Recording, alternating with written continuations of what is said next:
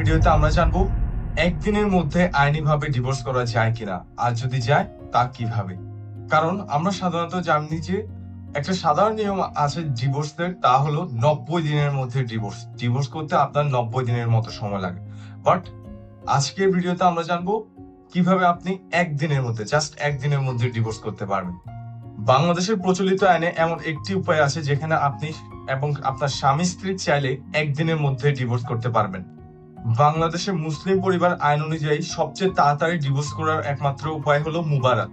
বাংলাদেশের পারিবারিক আইন, মুসলিম পারিবারিক আইন 1961 সালের 8 ধারা অনুযায়ী আপনি যদি এবং আপনার ওয়াইফ যদি চান ডিভোর্স করতে এবং আপনারা উভয় যদি ডিভোর্স করতে সম্মত হন, সেক্ষেত্রে পারস্পরিক সম্মতিতে বিবাহ বিচ্ছেদ ঘটাতে পারেন।